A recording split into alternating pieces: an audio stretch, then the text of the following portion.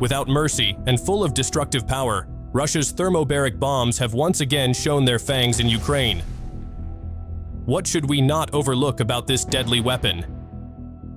Recently, widely circulated footage has shown how the Russian Air Force used ODAB 1,500 thermobaric bombs to strike key Ukrainian military positions, include Ukraine command post in Kupyansk, also Sumy.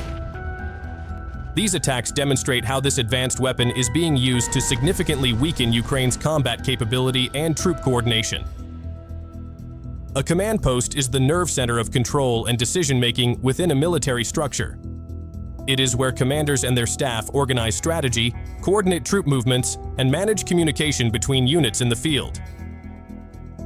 By destroying these command posts, Russian forces have succeeded in severing Ukraine's chain of command and control in those areas. The impact is significant: confusion, delays in decision-making, and reduced effectiveness of Ukraine's military operations. Without functioning command posts, frontline troops are left without clear direction, making it easier for Russian forces to press forward and seize targeted territory. In Zaporizhzhia, the devastating explosion of the ODAB 1,500 thermobaric bomb, dropped on the UAV control post of the 110th Brigade, marked another success for the Russian Air Force. The UAV control post serves as the central hub for operating and controlling unmanned aerial vehicles used for reconnaissance, surveillance, and precision strikes. The loss of this control post means that Ukraine has lost its ability to monitor the battlefield in real time and to direct accurate attacks. This is a significant setback, as UAVs are one of the most vital assets in modern warfare, enabling intelligence gathering and long-range strikes without direct risk to personnel. The ODAB 1,500 thermobaric bomb used in these attacks has terrifying characteristics. It operates using a two-stage detonation process. First, a small charge of conventional explosives disperses an aerosol fuel into the air, forming a cloud of highly flammable material. Then, a second detonator ignites the cloud, producing a supersonic shockwave and extremely high temperatures, reaching between 2,500 and 3,000 degrees Celsius. This explosion not only physically destroys its target, but also consumes the surrounding oxygen, creating a deadly vacuum effect and causing severe internal damage to nearby targets. These effects make the ODAB 1,500 highly effective in destroying bunkers, defensive trenches, and fortified positions. In Kharkiv, an ODAB 1,500 bomb was also launched at Ukrainian defensive trenches in the direction of Boguslav. Defensive trenches are fortified positions used to protect troops from direct attacks. By targeting these trenches, the Russian Air Force aims to disable Ukraine's frontline defenses, paving the way for easier ground assaults. The bomb's method of detonating a fuel cloud in mid-air makes it especially effective against enclosed and protected positions, as its shockwave and extreme heat can penetrate and damage fortifications that would normally withstand conventional explosions. Furthermore, in Kupyansk, a Russian Aerospace Forces Su-34 fighter jet dropped an ODAB 1,500 thermobaric bomb, equipped with an integrated glide and correction module on the 114th Brigade's command post. This integrated glide and correction module is a technology that enables the bomb to be precisely guided to its target.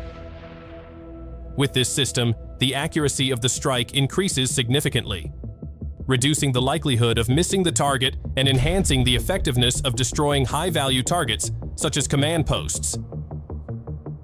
The ODAB 1,500 weighs approximately 1,500 kilograms and utilizes volumetric explosion capability, creating shockwaves and high temperatures over a wide radius, allowing it to thoroughly devastate the target area.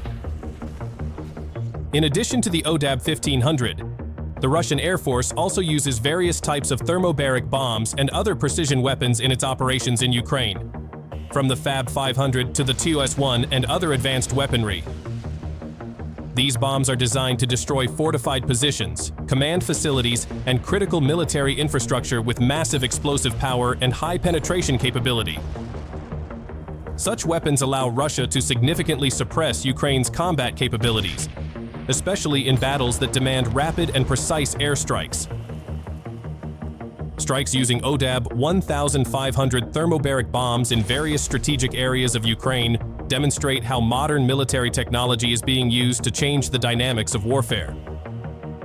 By destroying command and UAV control posts and crippling frontline defenses, the Russian Air Force has managed to disrupt the coordination and combat effectiveness of Ukrainian forces. These thermobaric bombs, with their immense explosive power and vacuum effect, have become highly effective weapons in modern warfare, particularly against strong and well-structured defensive positions. When discussing the devastating power of modern weapons, one name that frequently comes up is the thermobaric weapon, a destructive tool known for its extraordinary damage potential. Would you agree? In the shadow of conflict and geopolitical tensions, Russia once drew global attention due to a rather shocking development. Voice of America reported on a facility in Russia's Alabuga Special Economic Zone that was allegedly producing drones armed with thermobaric warheads.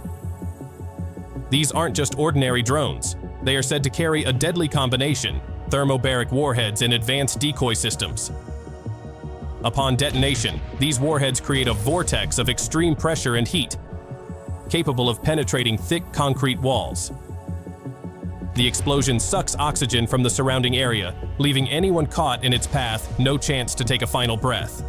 Brutal and efficient, that's the reputation attached to this weapon. Imagine this. In a single strike, the Alabuga drone can flatten building structures while targeting individuals hiding deep inside bunkers or behind reinforced walls. Equipped with ball-bearing payloads designed to inflict maximum physical damage after the blast, its effect goes beyond just the destruction caused by extreme heat. This is a cold, precise, and nearly merciless hunting machine. Yet, behind this display of power, a pressing question remains. What about Ukraine? How much longer can its defenses withstand this kind of pressure? And in a battlefield that is constantly evolving, resilience is no longer just about military strength, but also about strategy and unwavering resolve. This conflict is far from over, and the world is watching, every second.